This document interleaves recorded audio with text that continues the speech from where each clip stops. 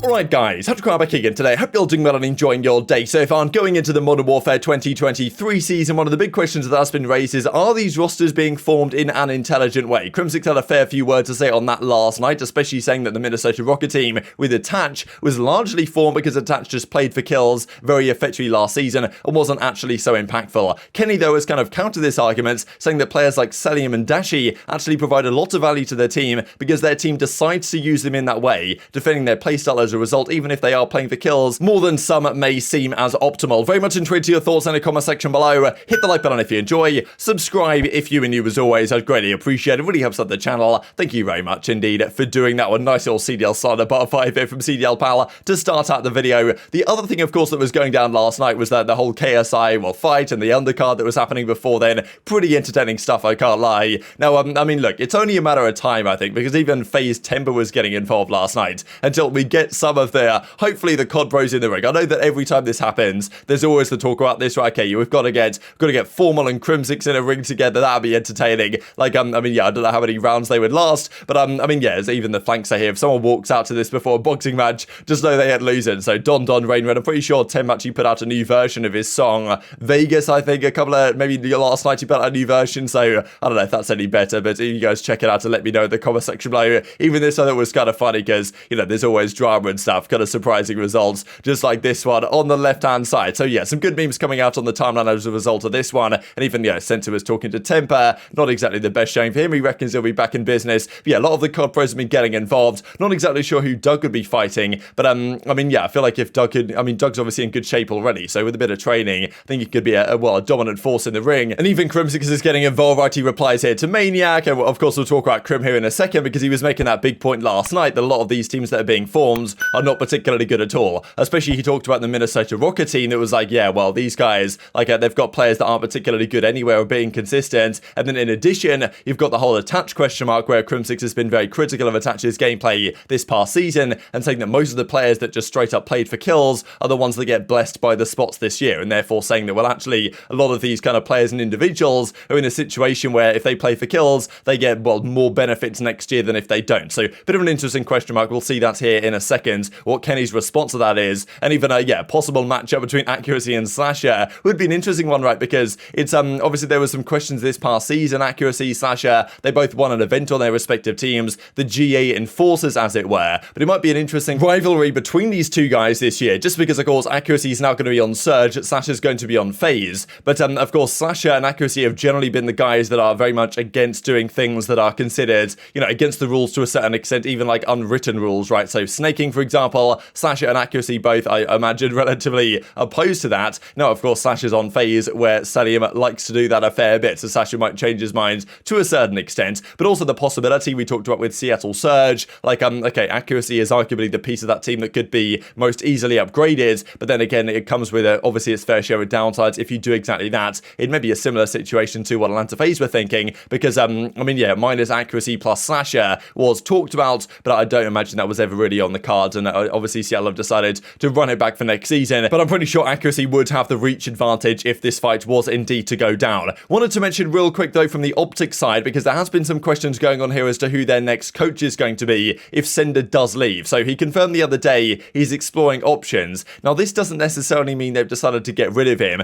I do believe that the team values him very highly, but he might just be looking for more money and more prestige and more, you know, power to a certain extent elsewhere, because, you know, just being the assistant coach doesn't really come with that much glamour, right? I mean, I remember even as the head coach as he was in Modern Warfare and even Cold War, when things went badly, Sender was catching like all the blame, right? And Rambo effectively gets that nowadays, and Sender's like, look, I'd maybe like to take more responsibility on another team. That might be what he's looking for, right? But if Sender does leave, and Rambo hasn't necessarily addressed this specifically on his stream, but he does say that, like, yes, they're kind of, well, considering options with regard to their coaching staff. They are going to look to bring in an analyst, whoever that might be. JP Krez, Cam Allen, these guys might be on the market. But maybe if Sender is leaving, they need another assistant coach, right? Because many of the top teams have, you know, at least 3 coaches, really. Head guy, assistant guy, and then at least 1 analyst, right? Unless you also want a search and destroy analyst, which is possible. So, yeah, there's many ways these teams can go, but generally the teams that have invested in their infrastructure behind the scenes and the coaching staff are generally the teams that are pushing the top of the standings. So looking for an analyst, yeah, like there's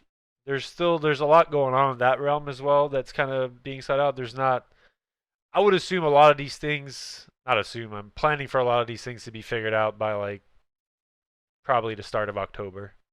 Or basically, like we're kind of like stable right now, and then whenever it's time to make moves and bring more people on, we'll bring more people on.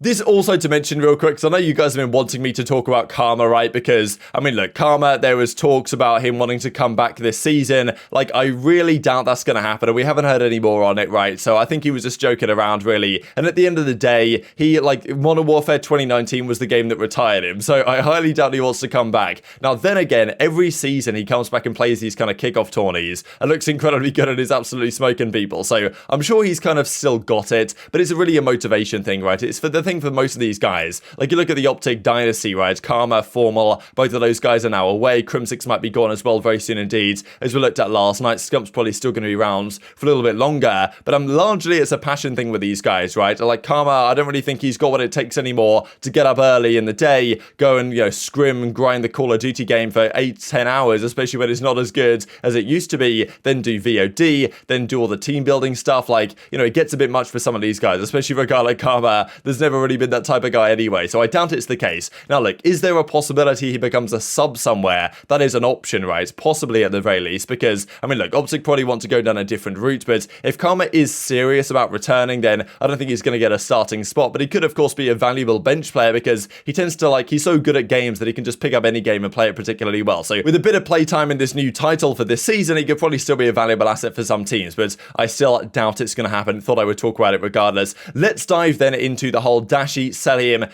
Playstyle question mark. It's been a big talking point this past season. The two MVP players of the entire year, right? Dashy and Cellium. Cell got the MVP. Dashy got runner-up, right? I think actually it was Kenny who got third, but that didn't really make much sense. I would have given it to Pred personally. But anyway, these guys were pretty much considered the best players in the game, and to be fair, understandably so, given their dominance for large part of this entire season. But their playstyle, of course, has been brought into question, especially Cellium's playstyle, right? The idea that Cellium is playing much slower than maybe he has done more traditionally, and finds himself in a position where he's getting a lot of kills, and maybe Arcitys is, you know, struggling to find himself in a more comfortable position. Now, I did raise the question mark whether FaZe have thought for quite some time that Arcitys isn't the piece they want to build around, and as such, Cellium was not exactly trying his best to make Arcitys feel comfortable on the team, let's just say. But that's always a question mark that goes down. Cellium obviously plays in such a way that, he's plays pretty slow, plays for kills, holding head glitches, this type of stuff, but he's not always played that way, right? So this is the question mark really about these playstyles, and this is what I always think about the situation, is that the teams are obviously green-lighting these playstyles because kills at the end of the day is important. If Cellium's going to be able to drop a 1.3 every series, that obviously is going to help you to a certain extent. Now, would you prefer Cellium to drop a 1.1 but be more aggressive? Maybe you would, but just with the way the team structure works, it might actually be better for him to play a bit slower, get more kills, maybe soak up a little bit more hill time, than play the other way. And they probably try these strategies, and as the season progressed, it felt like Cellium was just getting more and more like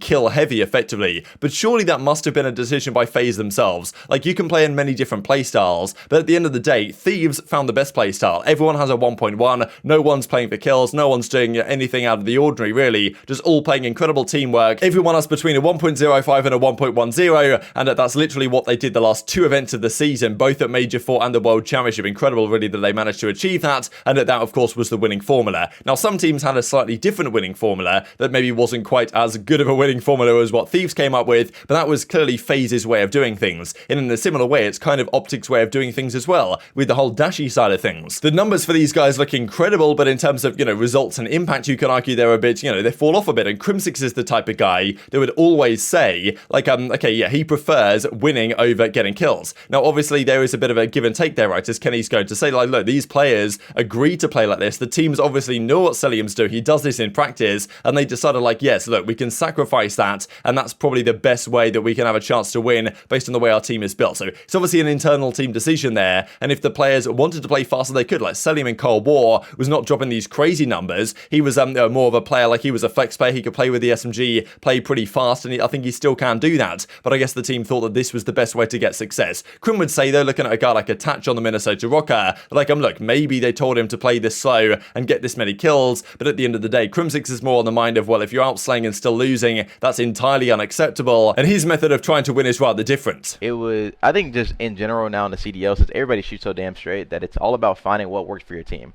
Like, for example, Cell and Brandon play a whole different play style than Sam and Zach. Or I guess Sam. And it's like that's what works for their teams. Their teams are good. FaZe got second all year. OpTic, granted, they had all their on, but Brandon was still a good player. But it's like outside looking in, he's killed. But like at the same time, that's what the team wants him to do, and they understand that that's what he does for the team, and it works for them. That's the issue. Is that maybe everybody looks at his kill. That's what works for them, and you need to beat it by not allowing him to kill. By playing around it, like when you play them, if you know a player's gonna kill in your head, you don't just give them freebies, because that's what works for their team. That's what you're running into, and that's just like about finding like what works for your team. Like I said, honestly, I think it's a fair rating. We mad if you guys want either of them. I actually thought it would be way lower than that. To be fair. To be fair. I don't think I was that bad at stage 1. I think stage 2 I was really bad. I think half of stage 3 I was pretty bad You said you too. had a flat? But just to look at these numbers, right, I mean, a 95 overall here for Dashy, 1.16 in the hardpoint, 1.16 in search. The control was absolutely absurd. And look at this, actually, deaths per 10 minute, right? So, obviously, deaths per 10 minutes is a very good statistic to have, a very low number of deaths per 10 minute, because control, kills, and deaths, obviously, are very important for the live count. That's when OpTic were dominant, in fairness, this season in control was at the start of the year, when it was kills, right, who determined round 5, rather than ticks of progression. That's where generally they were better suited, I think. But even the first blood rate for Dashy in Search and Destroy, 61 in 39, that's pretty absurd. Damage per rounds, like this guy was doing a lot of damage, right? His stats are absolutely insane. But when the team doesn't get results, the question has always been, and in fairness, the question was raised by Crimsix, and I think Crimsix admits this season that Dashy was definitely more impactful. But last year, a lot of people said, well, you know, Dashy's getting good kills in Cold War, but not getting the results, therefore, like, his kills are effectively useless on the map. And people were raising similar questions about Cellium, right? Just because this season, FaZe didn't have the results that they usually do. Again, his deaths per 10 minute numbers here in hardpoint and control are, you know, insanely low compared to the majority of players in the league. And Cellium's numbers even are better than Dashy's here. But I suppose at the end of the day, it was Dashy that won an event this year and Cellium that did not. But also, kind of, Kenny mentioned, he talked about his own player card and was kind of surprised about the number of that being so high for him. But also saying that, like, their team decided when they went into the World Championship that, you know, when you play a guy like Cellium or a guy like Dashy that plays for kills, just don't give them free kills, and all of a sudden their playstyle completely breaks down. And that might be one of the plays that you know, Thieves kind of implemented to try and win the World Championship Grand Final and beat them, 3 times in a row at the end of the season, maybe even 4 times in a row or something, that Thieves did at the end of the year. But that's the question, right? Because Dashy, of course, was going to get dropped by the OpTic team. That is now clear that they wanted to get rid of him. And look, I think for these reasons, as Kenny is describing, there was just no way to me that was a playstyle thing, right? It surely would have been more about the whole work ethic and all these questions. So that, I think, is the question to me. I think in the OpTic side, it was probably more of a work ethic, team dynamic thing or whatever externally from the game that was considered by Scump and the guys when they were going to make this decision. But then, of course, well, not too far after that, the decision was made to bring him back. But I think for the FaZe side of things, with the Arcitys drop, it was more of maybe internal team stuff within the actual game itself, playstyle-wise, and not meshing so well, rather than external game stuff. But of course, it could be a mix of both anyway. And of course, OpTic didn't make a change, and FaZe did at the end of the day. These early numbers as well, just to look at real quick, because of course there has been some talk about early, wow, this guy needs to step up, and even Octane was saying the other day, like, I mean, yeah, 0.8, 0.9, not acceptable regardless of what you bring to the team. But early this season, he had a 1.01 in hardpoint, 1.02 in search and destroy. The only thing that makes his KD slightly less than 1 is his kind of 0.9 in control, with not the best damage numbers. But, you know, Cellium was pretty good this year. I think probably this is his best year statistically in the CDL so far, you could argue, especially Major 1 Grand Finals. Of course, he was a dominant force when they took down FaZe. So for many reasons, they want to keep this guy around, understandably so. Just, of course, the big question is around that thumb injury and whether it could possibly recur. Couple of funny things here to close out the video. Firstly, this from the God League. Pictures you can hear. This, of course, is the classic Nameless, I'm eating you alive. And then, yeah, this one, of course, from the same event. You guys may or may not know this one, but, you know, I'm not going to say any more. If you know, you know. I will just leave it there for now. And hopefully there's going to be some throwback tourneys coming soon as well for us to have some good stuff to watch. I'm sure Hitch has got some stuff in the works, but very much intrigued to your thoughts on all this stuff in the comment section below. Hit the like button if you enjoyed. Subscribe if you were new as always. Take care, and I'll see you next time.